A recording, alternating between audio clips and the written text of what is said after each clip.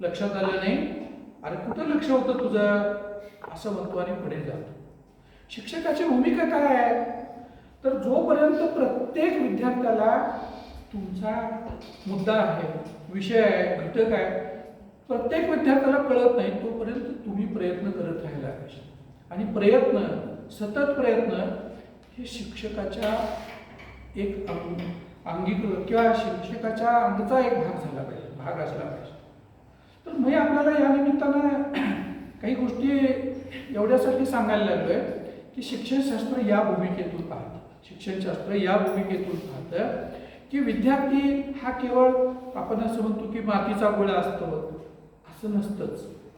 म्हणजे सगळ्याच मातीच्या गोळ्याच्या गणपतीच्या मूर्ती किंवा आणि कशाच्या मूर्ती त्यासाठी एक विशिष्ट अशा प्रकारची माती लागते. मुद्दा असा की हे जरी असलं तर आपल्याला शिक्षक म्हणून ज्या भूमिकेतून विद्यार्थ्यांसमोर उभं राहायचं आहे, या भूमिका आपल्याला एकदा नीट समजल्या पाहिजे.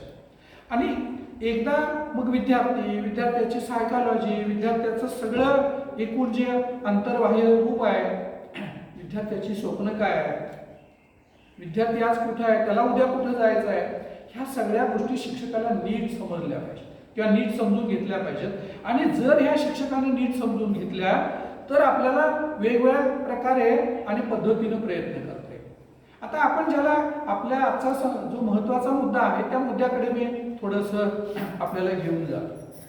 जेव्हा अध्यापन म्हणतो, अध्यापनामध्ये दोन महत्त्वाच्या बाबी आहेत. एक विद्यार्थ्याला फक्त मदत करायची आणि दुसरं त्याला मोटिवेट करायचं. आणि ह्यासाठी मग आपल्याला वेगवेगळ्या पद्धतीनं आपल्याला जाता येईल. पण आता चांगल्या अध्यापनासाठी काय काय आपल्याकडे हवं, तर वेगवेगळ्या पद्धतींचा आपल्याला परिचय पाहिजे. अध्यापनाची जी वेगळी वेगळी कौशल्य आहेत, ज्याला प्रभुत्व, एखाद्या बाबीवर जेव्हा प्रभुत्व आपण संपादन करतो तेव्हा त्याला कौशल्य म्हणतो. म्हणजे गाडी चालवण्याचं कौशल्य म्हणतो, कागदात चिरण्याचं कौशल्य म्हणतो, वाचण्याचं कौशल्य आहे, उभं राहण्याचं कौशल्य आहे, बोलण्याचं कौशल्य आहे, ऐकण्याचं सुद्धा कौशल्य आहे. ही जी नानाविध कौशल्य आहेत, ह्या नानाविध कौशल्यांपैकी शिक्षकाकडे अध्यापनाची जी काही कौशल्य आहे, म्हणजे ह्याच्यावर सुद्धा खूप सारे संशोधन झालं आहे. साधारण 110 पर्यंत अशी छोटी शिक्षकाकडे कौशल्य असायला पाहिजे, 110 पर्यंत. आणि ही जी काही छोटी कौशल्य आहेत, ही कौशल्य तुमच्याकडे म्हणजे तुमच्याच अंगचा एक अविभाज्य भाग असले पाहिजे. आणि हे सगळं सहजतेनं झालं पाहिजे.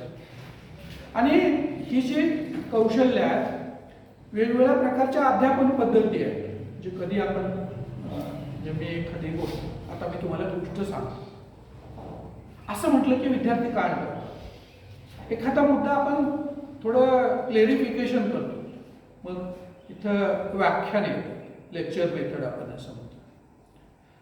कथनात्मक सांगतो, कथाकथन येतं. एखाद्या मुद्द्यावर आपण चर्चा घडवून आणतो, एखाद्या मुद्द्यावर चर्चा घडवून येतो. चर्चा आहे, चर्चा पद्धत आहे, प्रश्नोत्तर पद्धती आहे, परिसंवाद पद्धती आहे. आणि आता तर मग क्रमनियुक्त अध्ययन आहे. आपण आता तर कोऑपरेटिव्ह लर्निंग म्हणतो, सहकार्यात्मक अध्ययन म्हणतो. तर यातल्या काही पद्धती शिक्षक केंद्रीय आहेत, काही पद्धती विद्यार्थी केंद्रित आहेत. आणि आता एकूण ही जी पॉलिसी आहे, मग NEP अगदी 86 पासून 86 घ्या, 90 घ्या, 92 घ्या, 2000, 2005, 2010 पासून आता NEP 2020चा विचार केला तर आता त्याचं सेंटर कोण आहे शिक्षणाचं, तर सेंटर आहे विद्यार्थी. आणि आता शिक्षक केंद्रित पद्धती वापरायच्या आपण बंद केल्या पाहिजे. आता सगळ्या पद्धती विद्यार्थी केंद्रित आपल्याला वापरता आल्या पाहिजे. आणि मग ह्या सगळ्या पद्धतींचा परिचय आपल्याला असला पाहिजे. म्हणजे आपण भरीत करताना वांग भाजतो की नाही, आणि भाजी करताना मात्र चिरतो. म्हणून आपल्याला या वेगळ्या पद्धती माहिती असल्या पाहिजे. तर ह्या जशा वेगळ्या पद्धती आहेत, तशी अध्यापनाची काही तंत्र आहेत. आपण त्याला टेक्निक असं म्हणतो. दुसरं अध्यापनाची काही कृती आहेत. आणि त्याचबरोबर या जोडीला अध्यापनाची जी शैक्षणिक साधनं म्हणतो, हा सगळा भाग अध्यापनाशी निगडीत आहे किंवा अध्यापनाचाच हा भाग आहे. 1 अध्यापनाची कौशल्य, 2 अध्यापनाच्या पद्धती, 3 अध्यापनाच्या तंत्र आहेत, अध्यापनाच्या प्रयुक्त्या आहेत, अध्यापनाची साधनं आहेत. अजून एक गोष्ट मी सांगायची विसरलो, तर ज्याला आपण सूत्र म्हणतो, ही अध्यापनाची सूत्र आहे. जे एकूण आम्ही शिक्षणशास्त्र आणि अध्यापन यांचा जेव्हा विचार करतो तेव्हा शिक्षकाकडे या सगळ्या गोष्टी असल्या पाहिजेत, शिक्षकाजवळ त्या असल्याच पाहिजेत. म्हणजे मग अशी मी तंत्र म्हणालो, तर विद्यार्थी आता दुपारची सुट्टी झाली आहे आणि वर्गात आले किंवा छोटा ब्रेक झाला आणि वर्गात आले, बाहेर ते काहीतरी गप्पा मारून आले आणि तुम्ही काहीतरी तुमच्या विषयाला सुरुवात केली. काहीतरी बाहेर विषय आहे, म्हणजे आता खेळाचा आहे, गॅदरिंगचा आहे किंवा आणि काहीतरी आहे, इलेक्शनचा आहे, आणि वर्गात आले. तर आता वर्गात आलेल्या मुलांचं तुमच्याकडे अजिबातच लक्ष असत नाही. आणि म्हणून मी मगाशी सांगितलं तसं आपल्याला पोषक वातावरण तयार करायचं आहे, आणि म्हणून मी यासाठी एखादं तंत्र वापरलं पाहिजे.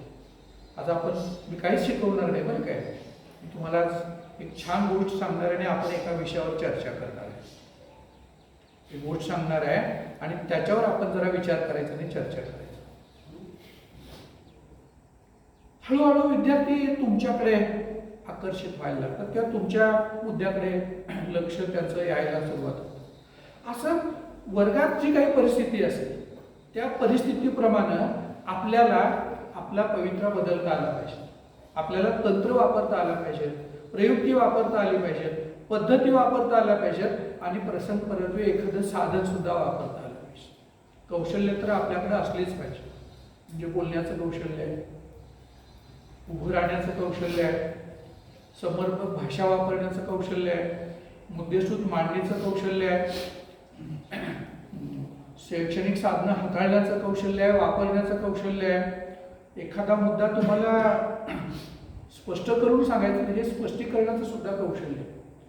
प्रश्न विचारण्याचं सुद्धा कौशल्य असलं पाहिजे, प्रश्न विचारण्याचं सुद्धा कौशल्य असलं पाहिजे. कुणाला माहित आहे प्रश्न म्हणजे काय? त्याचं उत्तर कोण सांगायला? आपण प्रश्न काय? प्रश्न म्हणजे काय? उभयश आपला प्रश्न विचारण्यात गेला. समारोपाचं सुद्धा कौशल्य. प्रश्न म्हणजे अपेक्षित उत्तराकडे नेण्यासाठी विचारलेलं, अपेक्षित उत्तराकडे नेण्यासाठी पुढे काय? अपेक्षित उत्तरासाठी विशिष्ट पद्धतीने विचारलेली एक स्टेटमेंट म्हणतात. बरं, प्रश्न म्हणजे विधान. प्रश्न म्हणजे काय? विधान. दुसरं तिसरं काय? आता हे विधान काय असतं? कधीतरी उजळणीसाठी आणि कधीतरी तुम्हाला विचार करायला लावायचा. म्हणजे प्रश्न म्हणजे ज्ञानाची तपासणी करण्यासाठी किंवा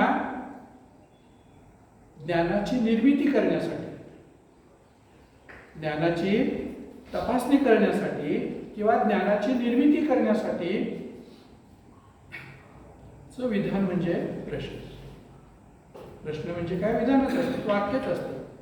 पण या प्रश्नातून दोन गोष्टी साध्य झाल्या पाहिजेत. एक, ज्ञानाची तपासणी करता आली पाहिजे आणि शिक्षक म्हणून आपल्याला केवळ तपासणी करायची नाही तर ज्ञानाची निर्मिती करता आली पाहिजे. मग ज्ञानाची निर्मिती कशी होते? आता उदाहरणार्थ एक बादली आहे, बादलीत अर्धी बादली पाण्यानं भरलेली आहे आणि त्यात एक विंचू पडलं, आणि छोटा मुलगा आहे, त्याला सांगायचं की विंचूला मारायचं नाही, त्याला त्यातनं काढायचं आहे आणि बाहेर नेऊन सोडायचं. काय काय करशील तू? आता विद्यार्थ्यासमोर प्रश्न आहे आणि मग त्याचा मेंदू ऍक्टिव्ह होतो. मग त्याचा मेंदू ऍक्टिव्ह होईल, तो विचार करेल की ह्याला धरलं, विंचू चावत नाही बरं काय, तर तो डंख मारतो. पण आपण म्हणतो चावतो,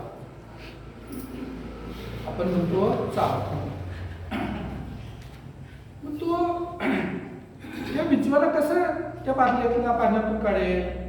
तर तो काहीतरी विचार करेल, आजूबाजूला एखादी वस्तू आहे का बघेल, आणि मग त्या माध्यमातून तो काहीतरी विचार करेल.